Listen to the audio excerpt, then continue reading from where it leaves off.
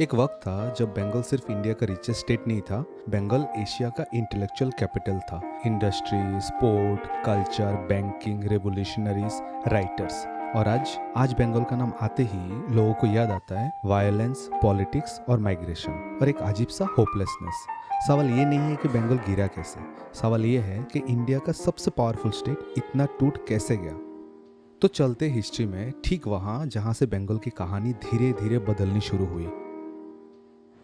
आज़ादी के बाद भी बंगाल इंडिया के जीडीपी के 20 से 25% कंट्रीब्यूट करता था। ये महाराष्ट्र नहीं था, गुजरात नहीं था, ये बंगाल था। लेकिन फिर बंगाल ने एक ऐसा पॉलिटिकल एक्सपेरिमेंट चूज किया जो दुनिया के कई देशों में ऑलरेडी फेल हो चुका था, कम्युनिज्म। 1977 में इमरजेंसी के बाद पहली बार बंगाल में एक स्टेबल लेफ्ट गवर्नमेंट बनी, सीपीआईएम की। ज्योति बसु चीफ मिनिस्टर बने।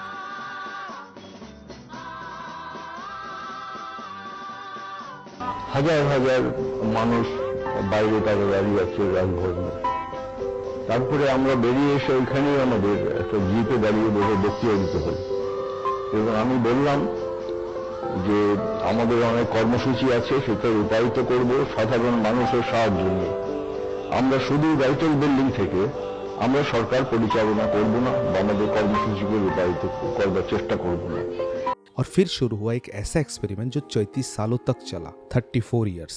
एक ही पार्टी, एक ही आइडियोलॉजी, एक ही पॉलिटिकल इकोसिस्टम। पूरी एक जनरेशन बंगाल में ऐसी बड़ी हुई जहां सीपीआईएम सिस्टम था। दुनिया के सबसे लंबा डेमोक्रेटिकली इलेक्टेड गवर्नमेंट था ये। और ये अच्छी बात लगती है सामने में, लेकिन अंदर की कहानी बहुत ही अलग है। सोचिए एक सेकेंड, कम्युनिज्म और डेमोक्रेसी साथ में कैसे चलते हैं? बहुत ही मुश्किल से और बहुत ही कम जगह पे ये चलते हैं। और बंगाल में कैसे चला? वायलेंस के जरिए। सीपीएम के पास एक कदरी सिस्टम था।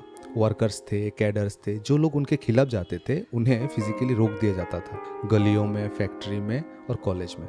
और इलेक्शन के टाइम पे बंगाल में जो होता था वो बिहार और यूपी मिलाकर भी नहीं करते थे। राजनीतिक हिंसा इतनी आम बात थी कि एक एकेडमिक टर्म बन गई थी, Bengal model of political violence.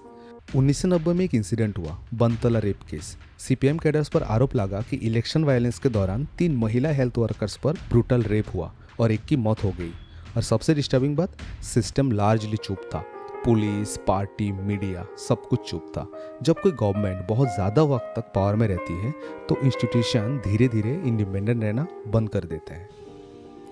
लेकिन इकोनॉमिक डैमेज भी उतना ही बुरा हुआ। 1947 में जब इंडिया इंडिपेंडेंट हुआ, बंगाल की इंडस्ट्रियल आउटपुट पूरा देश का 27% था और फिर धीरे धीरे डिक्लाइन शुरू हुआ। 1977 में जब सीपीआईएम पावर में आई, बंगाल ऑलरेडी वीक हो चुका था। लेकिन अगले कुछ डेकेड में इंडस्ट्री और इन्वेस्टमेंट का कॉन्फिडेंस और टूट गया। क्यों?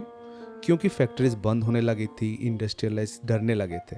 मैनेजर को लगता था कभी भी उनकी फैक्ट्री में घेराव हो सकती है, वर्कर अंदर बंद कर देंगे, प्रोडक्शन रुक जाएंगे। और स्टेट गवर्नमेंट अक्सर सिर्फ देखते रहती थी, इंटरवीन करने के वजह चुप रहती थी।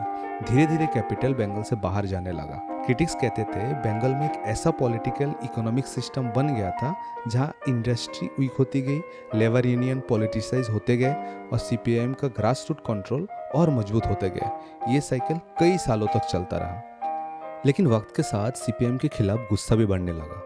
नंदीग्राम में लैंड एक्विजिशन को लेकर प्रोटेस्ट हुआ। सिंगूर में टाटा नैनो प्रोजेक्ट के लिए जमीन एक्विजिशन की कंट्रोवर्सी बनी। बहुत लोगों को लगा स्टेट गवर्नमेंट के नाम पर उनकी आवाज दबा रही है। और इसी दौरान कुछ पॉलिटिकल लीडर सीपीएम के खिलाफ ओपनली खड़े होने लगे। उनमें से एक थी ममता बनर्जी। ममता एक ऐसी सेल्फ मेड लीडर, ना कोई पॉलिटिकल डायनेस्टी, ना कोई पावरफुल बैकिंग। और उनकी पॉलिटिक्स का एक डिफाइनिंग मोमेंट 1993 में आया।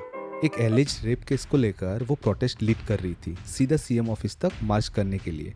और फिर जो हुआ, पुलिस ने उन्हें बालों से खींचकर गाड़ी में डाल दिया और ये फोटो पूरा बंगाल में फैल गई। और वहीं से ममता की इमेज और बड़ा बन गया, एक ऐसे लीडर जो सीपीएम के सामने ओपनली खड़ी हो रही है। कहा जाता है उसी दौरान ममता ने कसम खाई, राइटर्स बिल्डिंग में वो तभी घुसेंगी जब वो चीफ मिनिस्टर बनेगी। और 2011 में वो फाइनली चीफ मिनिस्टर बन गई। बंगाल के बहुत लोगों को लगा शायद अब फाइनली चेंज आएगा। एक ऐसी लीडर जो सालों तक सीपीएम के खिलाफ खड़ी रही थी और जिससे बंगाल के लोगों ने एक नया अल्टरनेटिव के रूप में ट्रस्ट किया। फाइनली ममता 2011 में सीएम बन गई वेस्ट बंगाल का। सीपीआईएम जिस बंगाल में 34 सालों से थी, उसमें टीएमसी की एक वन साइडेड मेजोरिटी आई। कोई कोलिशन नहीं, कोई कॉम्प्रोमाइज नहीं, ममता की क्लीन स्वीप। सीपीएम की आज बंगाल में क्या हालत है? Zero seat, almost dead. ये एक छोटी सी कामयाबी नहीं थी, ये एक पॉलिटिकली एक रेवोल्यूशन थी। लेकिन यहाँ एक सवाल उठना चाहिए, ममता ने सीपीएम को उड़ाया, लेकिन क्या बेंगल सच में सुधरा? और इस सवाल के जवाब हम पार्ट 2 में डिस्कस करेंगे, क्योंकि असली गेम अभी शुरू हुआ था। बेंगल में एक नया पावर वैक्यूम था। सीपीआईएम के 34 सालों ने इंडस्ट्रीज को तोड़ दिया था। इलेक्शन के टाइम पे वायलेंस एक नॉर्म बन गई थी और अब एक नया वोट बैंक पॉलिटिक्स शुरू होने वाला था, जिसमें इंडिया की नेशनल सिक्योरिटी के सवाल था। बेंगल 2026 में कितने इंपॉर्टेंट है, इसे समझने के लिए तुम्हें समझना होगा वो सिस्टम जो छुप कर काम करती है, और वो सिस्टम हम अगले वीडियो में देखेंगे।